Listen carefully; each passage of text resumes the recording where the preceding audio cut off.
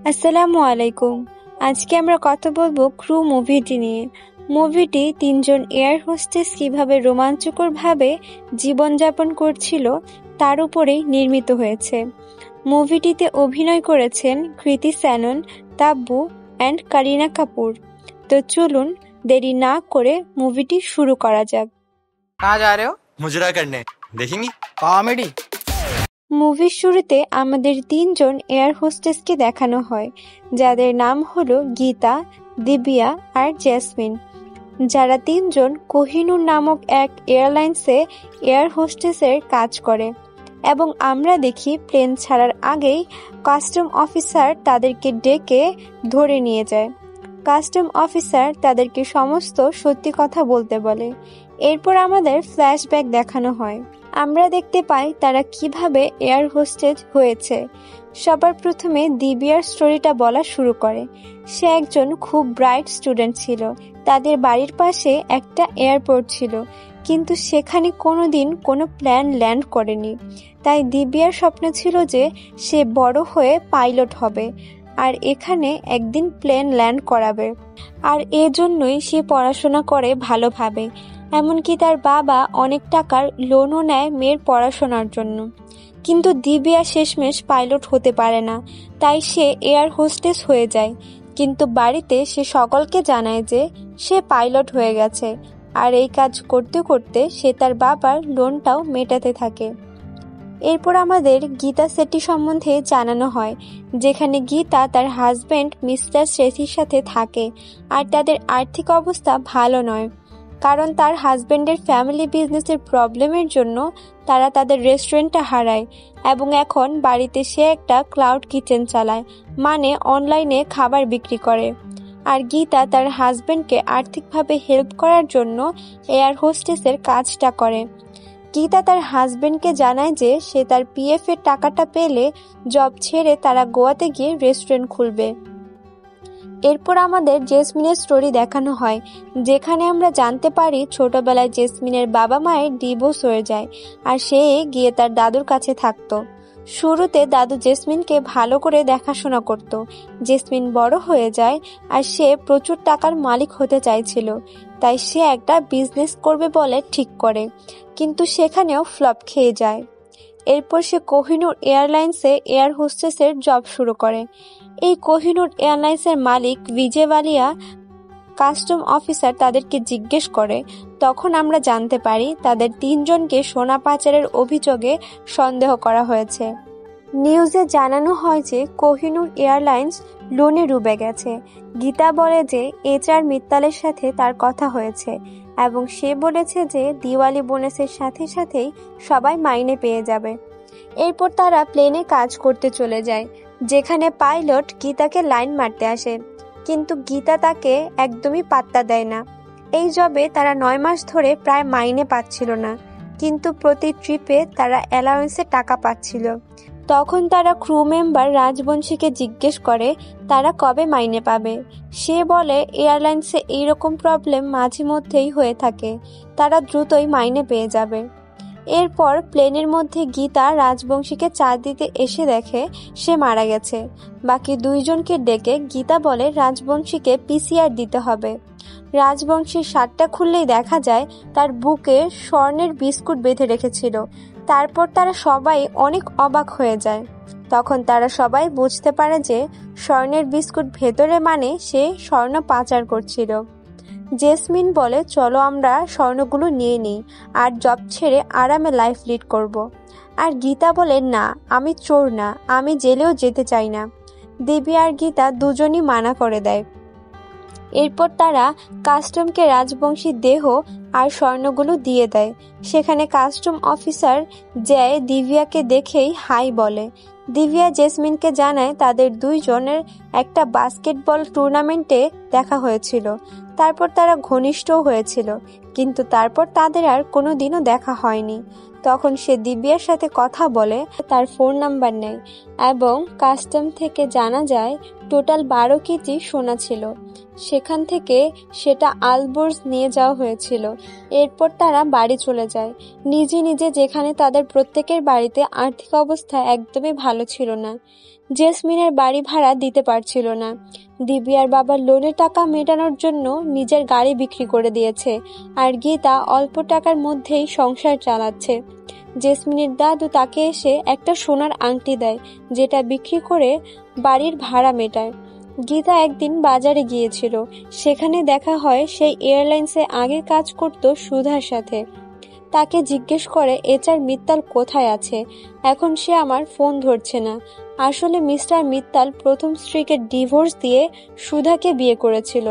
সুধা জানায় তার তো এখন তার সাথে কথা বলারই সময় নেই, সে এতটাই বিজি। এরপর আমরা মিস্টার ওয়ালিয়ার ইন্টারভিউ দেখি, যেখানে বলা হচ্ছিল যে কোহিনূর এয়ারলাইন্স ব্যাংক্রাফট হয়ে গেছে, কিন্তু বিজয় ওয়ালিয়া বলে না, সেই রকম কিছু তো হয়নি, বিজনেসে আপস অ্যান্ড ডাউনস আছে, আর সেটা আমরা ম্যানেজ করে নেব। আমাদের 4000 কর্মীর বিশ্বাস আমরা কখনোই ভাঙব না। গীতা মিস্টার মিত্তালকে দেখে কথা বলার জন্য গাড়ির সামনে চলে আসে। তারপর গীতা তাকে জিজ্ঞেস করে যে সত্যি কি কোহিনূর এয়ারলাইন্স ব্যাংক্রাফট হয়ে গেছে, এর জন্যই আমরা 9 মাসের মাইনে পাচ্ছি না। প্রথমে মিত্তাল বলে না, তারপরে হ্যাঁ বলে দেয়, কেউই টাকা পাবে না। এই শুনে গীতা রেগে যায় যে তার PF এর টাকার কি হবে তাহলে। এরপর গীতা দিব্যা আর জেসমিনকে নিয়ে সোজা এয়ারলাইন্সের ওয়্যারহাউসে চলে আসে। সেখানকার জিনিসপত্র ভরতে শুরু করে, বলে টাকা তো পাবোই না, এগুলো সবই নিয়ে যাব। জেসমিন আর দিব্যা এসবের কারণে যেন অবাক হয়ে যায় যে তারা টাকা পাবে না। জেসমিন বলে তোমার জন্য সেই দিন স্বর্ণগুলো হাতছাড়া হয়েছে, তখন আমাদের স্বর্ণগুলো নিয়ে নিলেই হতো। তাহলে গীতা বলে রাজবংশীর কার জন্য কাজ করত সেটা জানতে পারলে ভালো হতো। জেসমিন বলে এখনই জানতে পারবে, কারণ সে রাজবংশীর ফোনটা নিজের কাছে রেখে দিয়েছিল। তখন তারা দেখে যে নাম্বারে রাজবংশী সবচেয়ে বেশি ফোন করত সেই নাম্বারে তারা ফোন দেয়। ওই দিকের ফোনটা মিস্টার মিত্তাল ধরে। এর মানে এসবের পেছনে মিত্তালই আছে। তাই এরা 3 জন মিত্তালের সাথে দেখা করতে যায় এবং সবকিছু বলে, আর বলে আমরাও স্বর্ণ পাচার করব, কারণ আমাদেরও টাকার প্রয়োজন। তখন মিত্তাল তাদেরকে একটা কার্ড দেয় আর বলে এই অ্যাড্রেসে গিয়ে দেখা করতে। পরের দিন তারা সেখানে গিয়ে পৌঁছায়, আর মিত্তাল তাদেরকে স্বর্ণের বিস্কুট দেয় আর বলে এবার এগুলো আলপুর পৌঁছে দিতে হবে। এরপর তারা স্বর্ণ কিভাবে পাচার করবে সেটা প্ল্যান করছিল। তারপর তারা 3 জন স্বর্ণ নিয়ে স্বর্ণকারের কাছে যায়, আর সেগুলো গুলিয়ে চকলেট বল শেপে বানিয়ে চকলেটের প্রলেপ লাগিয়ে বক্সে প্যাক করে রাখে। এইভাবেই প্রথম পাচারটা তারা সফলভাবে করে ফেলে, আর তারা অনেক টাকা পায়। এইভাবে প্রতিদিন তারা স্বর্ণ পাচার করতে থাকে আর প্রচুর টাকা কামাতে থাকে, আর তারা 3 জন ভালো লাইফ লিড করতে শুরু করে। জেসমিন তার দাদুর আংটিটা ফিরিয়ে আনে টাকা দিয়ে। গীতার রেস্টুরেন্ট খোলার স্বপ্ন পূরণ হতেই চলেছিল, আর তারা যেটা পছন্দ করছিল সেটাই কিনছিল। জেসমিন একটা এমপ্লয়িকে টাকা দিয়ে হেল্প করত। একদিন প্লেনে ক্রিউর একটা মেয়ে এদের 3 জনকে দেখে ডাউট করে। মাইনে না পাওয়ার পরেও তারা এত হ্যাপি আজ কি করে। একদিন প্লেনে ওঠার আগে কাস্টম থেকে তাদের পথ আটকায় চেক করার জন্য, কিন্তু জেসমিন সেখানে দিব্যার নাম বলে কাস্টম অফিসার জ্যাককে ডাকে। সে ওই অফিসারকে বলে তাদেরকে যেতে দেওয়ার জন্য, এবং অফিসার তাদের যেতে দেয়। আজকে তারা ধরা পড়তে পড়তে বেঁচে গেল। জেসমিন জ্যাককে নিয়ে দিব্যাকে রাগাচ্ছিল, আর সে দিব্যার ফোন থেকে জয়কে মেসেজ করে একসাথে ডিনার করার কথা বলে। অন্য ক্রিউ মেম্বারদের তাদের হাসি খুশি দেখে হিংসা হচ্ছিল। রাতে জয় আর দিব্যা এক জায়গায় ডিনার করতে আসে, যেখানে তারা খুবই ক্লোজ এসে যায়। পরের দিন ক্রু মেম্বাররা যখন তাদের আজকের অ্যালাউন্স পায়, সেটা দেখে একজন বলে এত কম টাকায় আমরা তো আমাদের বাচ্চাকে ভালো স্কুলেও পড়াতে পারবো না। এটা বলে তারা কান্না করতে লাগে। এই দেখে গীতা আর দিব্যার খারাপ লাগছিল, বাট তারা কিছু বলতে পারছিল না। এরপর সিন বর্তমানে আসে, যেখানে কাস্টম অফিসার বারবার তাদেরকে বলছিল রাজবংশীর মৃত্যুর পরেও আলবুর্জ সোনা পাচার হচ্ছে, আর আমার মনে হচ্ছে যে তোমাদের হাত আছে, কিন্তু তারা অস্বীকার করে। এরপর তাদের ফোন চেক করে এবং জ্যাসমিনের ফোনে তাদের 3 জনকে একসাথে একটা বারে গ্র্যান্ড পার্টি করতে দেখে। তাদের জিজ্ঞেস করা হয় যে এত টাকা তারা কোথা থেকে পেল।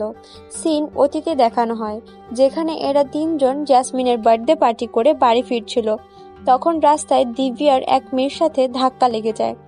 তখন তারা দেখে এইটা তো তাদের ওই ক্রু মেম্বার, যাদের দেখে নেশা কেটে যায়। ওই মেয়েটা ভাবে যে তারা এত টাকা কোথা থেকে পাচ্ছে। নেক্সট ডে কাস্টম অফিসারের কাছে কল আসে, যেখানে বলা হয় আজ ফ্লাইটে স্বর্ণ পাচার হবে। সে অফিসার জ্যাকে গিয়ে জানাতে বলে। এই 3 জনের নাম তাদেরকে জানানো হয়। এরপর সিন আসে যেটা মুভির প্রথমে দেখানো হয়, যখন তাদেরকে অ্যারেস্ট করে নিয়ে যায়। গীতার ব্যাগে চকলেট বক্স দেখে অফিসারের ডাউট হয়, আর ওই চকলেট মুখে দেয়, সেইটা একটা নরম চকলেট হয়। এইটা দেখে অফিসার অবাক হয়ে যায়, যে কারণ সে ভেবেছিল এর মধ্যেই স্বর্ণ থাকবে। কিন্তু কোনো প্রমাণ না পাওয়ায় তাদেরকে ছেড়ে দেওয়া হয়। এখন 6 ঘন্টার আগের সিন দেখানো হয়, যেখানে দিব্যাকে ক্যাপ্টেন ফোনে জানায় যে আজ বাড়ি যেতে দেরি হয়ে যাবে, কারণ কাস্টম থেকে চেক করবে। তখন তারা ভয় পেয়ে যায় যে আজ তারা ধরা পড়েই যাবে। তখন তারা কেবিনের এক জায়গায় স্বর্ণগুলো লুকিয়ে রাখে। এরপর তারা সে যাত্রায় বেঁচে যায়, কিন্তু সেই প্ল্যান তাদের সামনেই উড়ে চলে যায়। আর ওই প্লেন পাওয়া মুশকিল, কারণ তাদের ডিউটি চেঞ্জ হতে থাকে।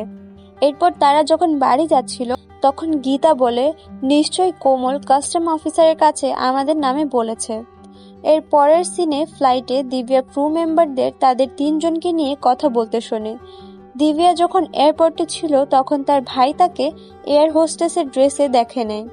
দিব্যা ধরা পড়ে যায় আর তার ভাইকে সবকিছু বলে দেয়। ভাই শুনে দিব্যাকে বলে, ঠিক আছে, আমি কাউকে কিছু জানাবো না, তুই কাজ চালিয়ে যা, একদিন তুই ঠিকই পাইলট হবি। এরপর টিভিতে দেখানো হয় প্লেনের এক কেবিন থেকে ওই স্বর্ণগুলো পাওয়া গেছে।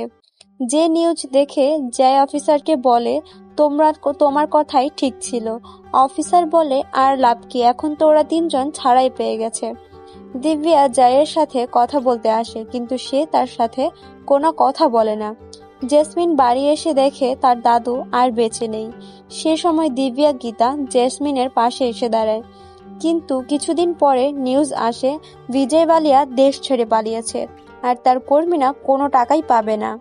কোমল এসে তাদের 3 জনকে বলে, আমরা একটা গ্রুপ ছিলাম, কিন্তু তোমরা আমাদেরকে কিছুই জানাওনি। তোমাদের বিষয়ে কাস্টম অফিসারকে আমরা কেউই কিছু জানাইনি। তখন তারা খোঁজ নিয়ে জানতে পারে তাদের বিষয়ে কাস্টমকে সুধা জানিয়েছিল, কারণ তার হাজবেন্ড মিত্তাল এখন তাকে ছেড়ে এক বিদেশিনীর সাথে থাকছে। তাই বদলা নেয়ার জন্য কাস্টমকে সে জানিয়েছে। আর সুধা জানায় এই স্বর্ণগুলো বিজয় বালিয়ার, সে এগুলো তাদের দ্বারা বাইরে পাঠালো আর এখন দেশ ছেড়ে পালালো। তখন তারা ভাবছে আমাদের জন্য দেশ ছেড়ে পালাতে তার কত সুবিধা হয়েছে। আজ সুধা জানায় নেক্সট সপ্তাহে বিজয় বালিয়ার মেয়ের গ্র্যান্ড ওয়েডিং ছিল, তাই তারা 3 জন একসাথে দেখা করে। এবং দিব্যা বলে, আমরা প্রায় 3000 কোটির স্বর্ণ পাচার করেছি, আর আমরাই এই স্বর্ণ ফিরিয়ে আনবো। এরপর তারা 3 জন বিজয় বালিয়ার স্বর্ণ লুট করার জন্য তাদের আলবুর্জ পৌঁছে যায়। এরপর ওয়ালিয়া যে হোটেলে আছে সেই হোটেলে যায়, আর সেখানে তারা মিত্তালকেও দেখতে পায়। গীতা প্ল্যান করে যে ওখানে ওয়ালিয়ার স্বর্ণ রেখেছে, তাই আমাদের এখানে হোটেল স্টাফের জব নিতে হবে। এরপর গীতা একটা লোককে টাকা খাইয়ে ওই হোটেল স্টাফের জব নেয়। তারপর তারা প্ল্যান করে যে কি করে তারা স্বর্ণ লুট করবে। এদিকে সিসিটিভি ক্যামেরা লাগানো আছে, তাই দিব্যা তার ভাইকে ফোন করে বলে, কারণ তার ভাই হ্যাক করতে এক্সপার্ট, আর এই হোটেলের ক্যামেরা হ্যাক করতে তার ভাই রাজি হয়ে যায়। দিব্যা কিছু ইনফরমেশন তার ভাইকে সেন্ড করে দেয়।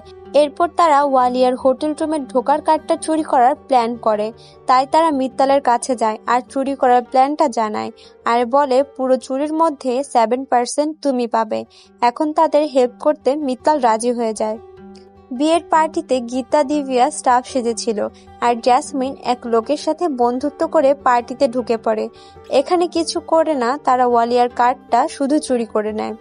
ওইদিকে দিব্যা তার ভাইয়ের সাহায্যে ক্যামেরাগুলো খারাপ করে দেয়, আর ওয়ালিয়ার রুমে ঢুকে পড়ে তারা। এরপর রুমের সুটকেসগুলো খুলে দেখে সব ফাঁকা। তা দেখে তারা সবাই খুব অবাক হয়ে যায় এবং ভাবে তাদের প্ল্যান পুরো ফেল হয়ে গেছে। সেই সময় ওয়ালিয়ার মেয়ের রুমে চলে আসে। তখন তারা সুযোগ বুঝে রুম থেকে পালায়। জেসমিন ওয়ালিয়ার রুম থেকে ট্যাব চুরি করে এনেছিল। সেখান থেকে তারা জানতে পারে যে ওয়ালিয়ার এক প্রাইভেট প্লেন বুক করেছে, যেটা করে তারা এক অন্য আইল্যান্ডে চলে যাবে। তখন তারা বলে নিশ্চয়ই ওই প্লেনেই সব স্বর্ণ থাকবে। ওই প্লেনে কেবিন ক্রুদের ছবি দেখতে পায় আর তারা এয়ারপোর্টে ওই এয়ার হোস্টেসদের আটকানোর ব্যবস্থা করে আর তাদের জায়গায় গীতা জেসমিন ওই প্লেনে যায়। এরপর ওয়ালিয়ার ড্রিঙ্কসে তারা ঘুমের ওষুধ মিশিয়ে দেয়। সবাই তো খেয়ে নেয়, কিন্তু ওয়ালিয়ার মেয়ে খুবই নাটকবাজ, তাই তার কোনো ড্রিঙ্কস পছন্দ হচ্ছিল না। বাট কিছুক্ষণ পরে সে এমনিতেই ঘুমিয়ে পড়ে। সবার ঘুমানোর পরে তারা ব্যাগ এরিয়াতে স্বর্ণগুলো পেয়ে যায়। সেখানে প্লেনের ক্যাপ্টেন হিসেবে আমরা দিব্যাকে দেখতে পাই, কারণ সে প্লেন চালানোর ট্রেনিং নিয়েছে।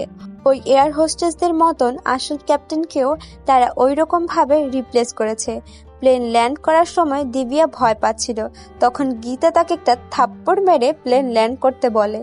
এখানে দিব্যা ঠিক করে এখানে তাদের রানওয়ে দেখে ম্যানুয়াল ল্যান্ডিং করাতে হবে। এরপর তারা একটা ফাঁকা রানওয়ে দেখে প্লেনটা ল্যান্ড করায়। তারা তিনজন আনন্দে লাফিয়ে ওঠে। এরপর ওয়ালিয়ার ঘুম ভেঙে যায়, কিন্তু তারা তিনজন এদেরকে বেঁধে রেখেছিল। এরপর তিনজন এক এক ব্যাগ নিয়ে নেমে যায়। তখন দেখা যায় তারা কোনো আইল্যান্ড না, বরং ইন্ডিয়ারই এক ফাঁকা রানওয়েতে প্লেন ল্যান্ড করেছিল। কিছুক্ষণ পর পুলিশ এসে ওয়ালিয়াকে গ্রেফতার করে আর কাস্টম এখানে এসে অনেক স্বর্ণ বাজেয়াপ্ত করে। এরপর গীতা, দিব্যা, জেসমিনকে দেখানো হয়, যারা আগে থেকেই ফোন করে কাস্টম অফিসার জয়কে নিজেদের ব্যাপারে জানিয়ে দিয়েছিল। এরপর জয় দিব্যার লাভ স্টোরি শুরু হয়ে যায়।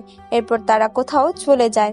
মিত্তালও তার 7% পেয়ে যায় আর সুধার কাছে ফিরে আসে, আর তারা সেই ক্রু মেম্বারদের কিছু স্বর্ণ গিফটও পাঠিয়ে দেয়। মুভিটি এখানেই শেষ হয়ে যায়। মুভিটি কেমন লাগলো তা অবশ্যই আমাদের কমেন্ট করে জানাবেন, এবং এমন আরও লেটেস্ট মুভির এক্সপ্লেনেশন পেতে অবশ্যই আমাদের চ্যানেলটিকে সাবস্ক্রাইব করে রাখবেন। এতক্ষণ সাথে থাকার জন্য ধন্যবাদ। थोड़ी तो इंसानियत रख जैस्मिन, कोई बेचारा यहाँ हरामजादा।